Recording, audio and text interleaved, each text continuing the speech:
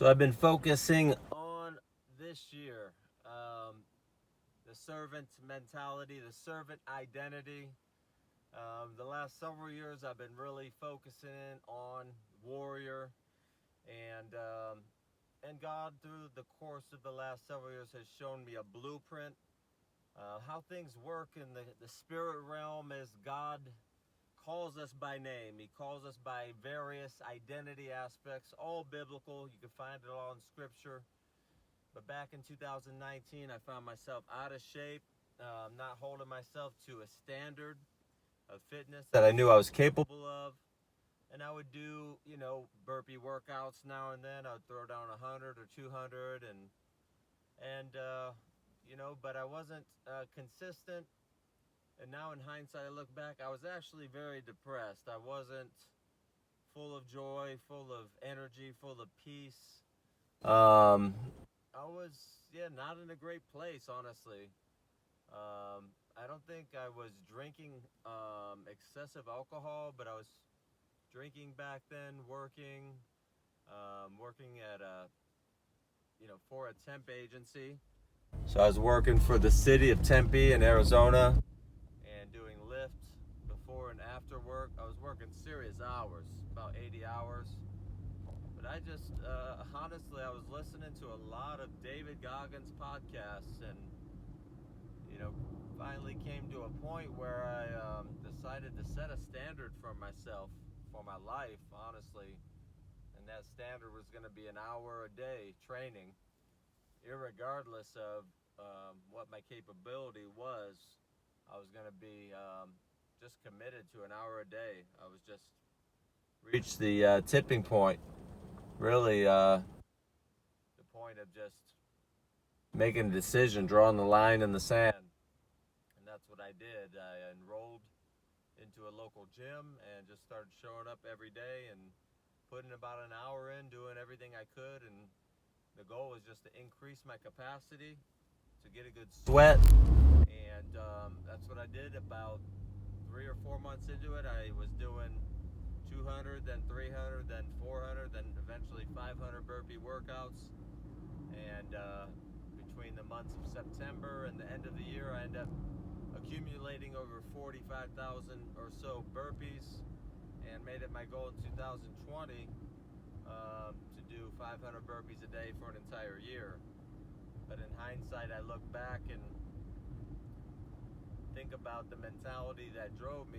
I was looking at the internal aspect of my being, not the external, and I realized I was a warrior, and the evidence of that was not found on my body or my cardio or anything you could see externally, but it was written on my spirit.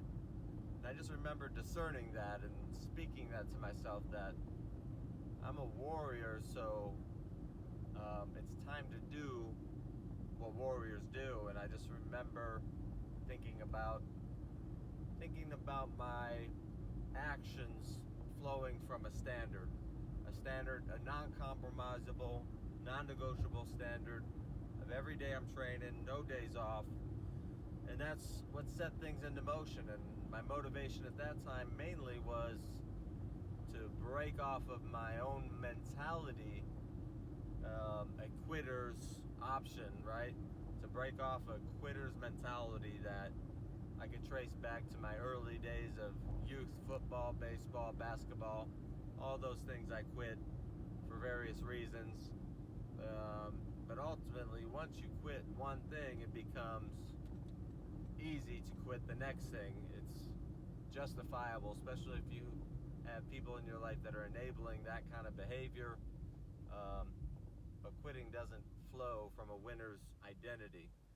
And so that's what ultimately God was doing, was leading me back into my identity as a winner, as a warrior specifically. And that's where the standard was set.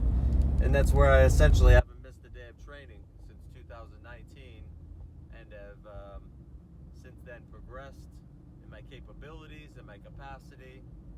And so that standard of 1 hour a day, what I could do in that hour has progressed to the place where now I'm able to do a entire Murph workout, which is a mile run, 100 pull-ups, 200 push-ups, 300 squats, and another mile run.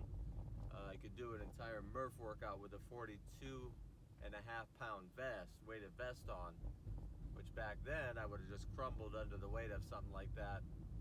But now, this year, 2024, the Lord has turned, so I found stability now in the warrior identity. The Lord's even shown me a blueprint from God to destiny. You have God, identity, you have value, sense of worth, you have standards that you set, non-negotiables, and then from standards you get actions repeated over time. You're giving birth to a destiny. So God's going to lead you into different areas and aspects of identity, and each aspect is showing you a worthiness and a value implicit in which is a set of standards or non-negotiable things and activities that you will be doing as an expression of who you are as that individual. So, long story short, the Lord showed me this year is the year of service, which is the fruit of the identity of servant, which biblically Jesus calls us servants, which I feel erroneously, and it's been very costly to the Christian family and people that we have strayed away from the identity of servant. And so I was just looking at the scriptures yesterday, Matthew 20, verse 28, Jesus says, or the scriptures say, Jesus, the Son of Man came not to serve. He didn't come with an expectation to be served, but to serve and to give his life as a ransom for many, as an exchange for the salvation. His life that he gave in service was in exchange for the salvation of many.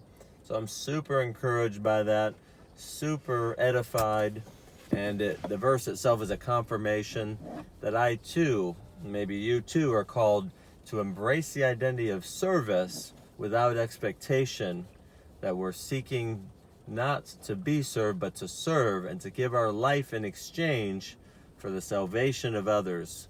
Jesus has lit us.